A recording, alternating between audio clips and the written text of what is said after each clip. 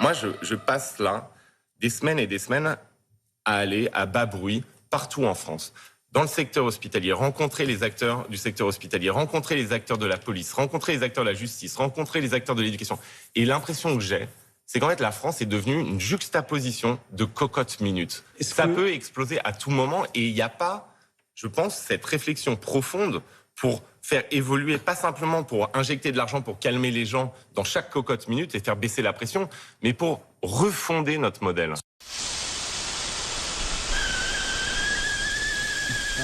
Ah, c'est le bruit d'une cocotte C'est le minute. bruit d'une cocotte minute pour ceux qui... Mais la France est-elle cette cocotte minute? Le couvercle est-il prêt à sauter? C'est au 32-16 que vous en parlez avec les grandes Oui, gueules. le député européen se déplace à bas bruit. Alors, je ne sais pas ce que ça veut dire. Moi, discrètement, Voilà, j'imagine. Chérie, Une expression un peu je rentre à précieuse. bas bruit dans la chambre. Oui. Je ne sais pas, tu peux décliner à bas bruit comme... Dans Dans les grandes gueules, on n'est pas vraiment à bas bruit. Non, Moi, j'aime personne bien ne dit bas ça bruit. dans la vie. Non. Enfin bon, C'est bref. pas vrai, parce que vous Toi, tu le traînez dis, avec toi. des gens qui n'ont aucun vocabulaire, ça c'est pas votre faute. Toi, tu le dis à bas bruit.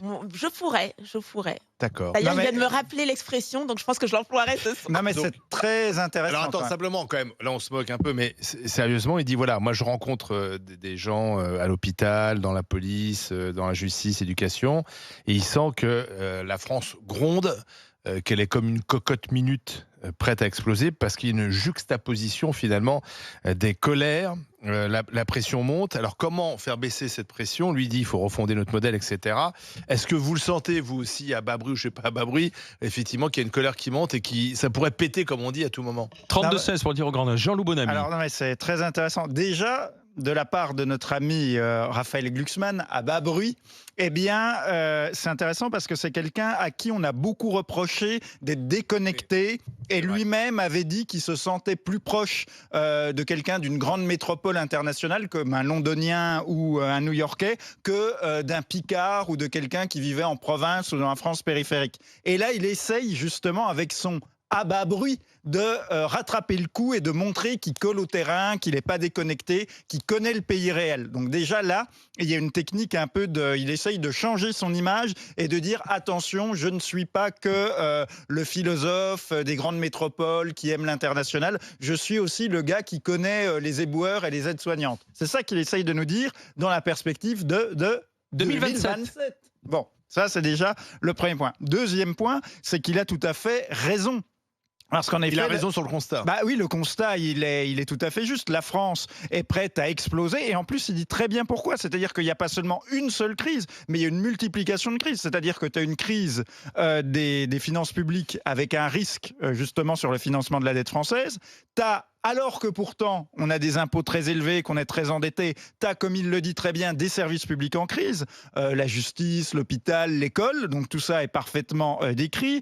Tu as une colère dans la France périphérique qu'on avait déjà vue, en fait ça avait déjà explosé avec les Gilets jaunes, la banlieue, ça n'a pas l'air d'aller très fort, donc tu vois qu'en effet, les agriculteurs, on en parle quand même assez souvent sur ce plateau, l'insécurité, les défaillances d'entreprises, donc tu vois bien que Mourad pourrait nous en parler. Donc les entrepreneurs, ça va pas non plus. Donc tu vois en effet Rien que... ne va, mais est-ce que c'est pas un tableau un peu sombre quand Non, même c'est un tableau réaliste et lucide. Voilà, c'est un tableau lucide. Et enfin, dernier point où Raphaël Glucksmann dit quelque chose de très intéressant, c'est qu'il dit que en effet, ce n'est pas par la politique du carnet de chèques, en essayant d'acheter temporairement, de faire redescendre la pression par un chèque et par du quoi qu'il en coûte, qu'on va régler les problèmes. Et ça aussi, c'est très juste et c'est très bien vu. Donc là, honnêtement, Raphaël Glucksmann, on ne peut pas lui reprocher d'être déconnecté sur ce coup-là. Bon diagnostic du Cette philosophe France Glucksmann. qui serait une cocotte minute, tu y crois, Joël. toi, Joanne?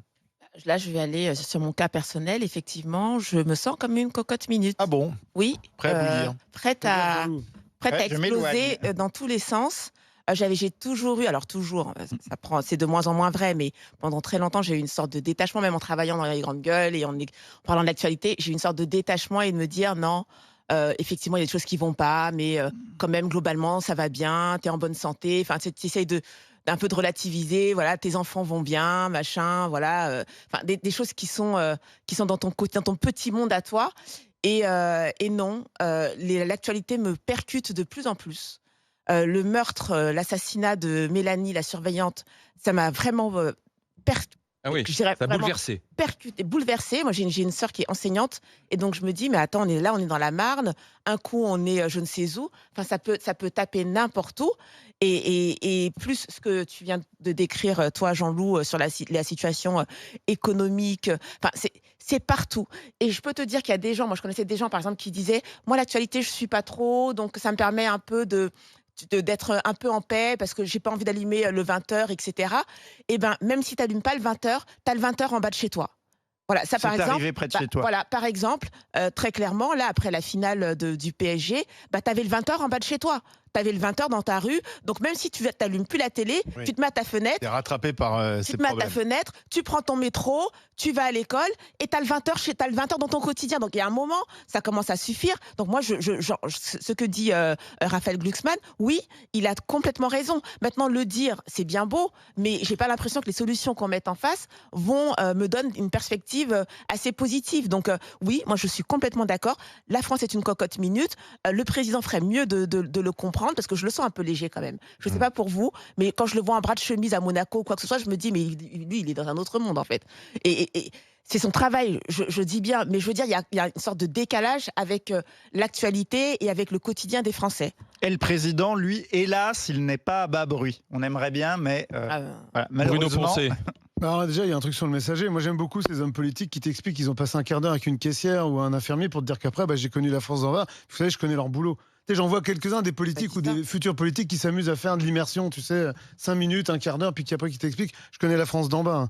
Après, Glucksmann, c'est un peu son problème. Après, il dit une chose qui est vraie, c'est qu'aujourd'hui, à force de massacrer nos services publics, qui sont quand même essentiels pour le fonctionnement de la France et des Français, et ben en fait, aujourd'hui, tu te retrouves avec une cocotte minute parce qu'à partir du moment que moi, je passe beaucoup de temps en province, que les gens te disent, moi, je mets 24 heures aux urgences avec ma grand-mère parce qu'elle est arrivée, elle avait juste un petit problème de bassin et en fait, ils ont dit que c'était pas grave, donc elle est restée 24 heures à attendre. Que tu vois que dans la justice, en fait, ton dossier passe 8 ans ou 10 ans après. Il y a quand même des sujets. Quand tu vois que aujourd'hui l'éducation, alors là, ce qui s'est passé avec les surveillantes, c'est effroyable. Et moi, je trouve qu'en fait, c'est maltraité. C'est maltraité ce qui s'est passé avec la surveillante. Je pense c'est pas en interdisant la vente de couteaux. Je trouve ça débile en fait. Et le couteau, D'autant gamin, plus que le couteau qu'il a utilisé, il était chez lui. Mais t'inquiète pas, ça se fera pas, Bruno. bien évidemment, mais c'est comme le reste. Mais en fait, aujourd'hui, tu as un vrai sujet. Et moi, je trouve que là où Glucksmann a raison, c'est oui, il faut changer notre modèle. Il faut arrêter de faire des chèques. Il faut que les Français aient des salaires qui leur permettent de vivre décemment, qui leur permettent d'avoir accès à des services publics décents. Donc effectivement, il faut changer le modèle français. Mais quand ça fait peut-être 40 ou 50 ans que l'argent public sert surtout à engraisser des entreprises privées et qu'on dévoie tout l'argent public qui devrait être mis que sur le public, qui va aussi sur le privé, et je pense à Pécresse avec l'éducation dans la région parisienne où les lycées privés touchent plus d'argent que les lycées publics en région parisienne, je trouve qu'effectivement, il y a un vrai sujet, il faut refonder le modèle. Sauf qu'aujourd'hui, tu n'as pas un homme politique qui te sort ça. Lui, Glucksmann, il arrive, mais Glucksmann, il n'a rien à amener comme solution parce que c'est pas un homme Oui, mais politique. regarde, tu dis. C'est un homme politique, pardon, je suis Mais attends, désolé. C'est un député, et on voit bien qu'il est en campagne, il est en train de eurodéputé. Il est en train de préparer un Oui, mais toi, programme, et on Bruno, sait tu dis qu'il il sera faut sans doute refonder le candidat. modèle, mais tout ce dont tu parles, c'est des services publics. Dans un pays où on n'a pas arrêté de prélever de l'argent, dans un pays qui a 3 000 milliards de dettes, dans un pays qui ne cesse d'injecter de l'argent public. Mais l'argent ne va pas au service Oui, public. mais peut-être qu'on peut réfléchir autrement. Je sais que vous êtes très attaché à ce modèle de l'État-providence. Ah non, on vient de te dire le contraire. Ah si, vous dites qu'il faut les services publics où toutes les réponses, ça doit être l'État qui doit les apporter. Non, on voit bien que l'État ne peut pas tout et peut de moins en moins puisqu'il n'a plus d'argent. Donc c'est peut-être aussi aux Français de se prendre en main, de gérer leur affaire, de se débrouiller. Toi, à un moment donné, peut-être sortir de cette croyance qu'un homme providentiel, dans 2 ans, va tout régler. Vous vous dites, parce qu'on en a vivement la présidentielle, mais enfin, ça ne changera rien. Ça ne changera rien. Il faut se prendre en main nous-mêmes. N'attendons pas l'homme ou la femme providentielle. Ça fait 50 ans qu'on attend ça et finalement qu'on est déçus. Je suis vraiment partisane de la responsabilité individuelle. Je crois vraiment qu'on a un pouvoir sur notre vie et notre entourage, etc. Mais à un moment, dire qu'un président, ça sert à rien. J'ai pas dit que ça servait à rien. J'ai dit qu'on pense que ça peut tout régler en France et c'est une illusion. Ça peut régler pas mal de choses. Ça peut régler pas mal de choses quand ça prend des bonnes décisions. C'est sûr que si ça se balade en avion et que ça fait le tour du monde, non, ça sert à rien. Mais par contre, si ça prend des décisions courageuses, ça peut régler un bon nombre de choses. Oui, non mais que le monde est à feu à sang. Oui, le monde est à feu à sang, mais je t'assure que là ici, c'est aussi à feu à sang. Et donc, un président, ça sert à quelque chose, ça sert à prendre des décisions courageuses sur le modèle, justement, dont parle Glucksmann, sur notre modèle social, sur l'argent qui est alloué aux flics, aux hôpitaux, à l'éducation nationale, à la justice. On a eu un hyper président pendant 8 ans, qui a vraiment eu tous les pouvoirs pendant son premier quinquennat. Et bien finalement, mais c'est ce que t'en fais du pouvoir. Aucun des problèmes importants de la France sont résolus. Parce que le gars est nul. Mais non, c'est parce qu'en fait, ces institutions, ça allait quand c'était des gens exceptionnels comme le général de Gaulle. Mais aujourd'hui, ce sont plus ces gens-là qui gouvernent. Donc finalement, on voit toutes les limites de cette façon. Je vais aller me recoucher parce que face à l'océan d'ineptie déversé par le camarade essaye de démontrer.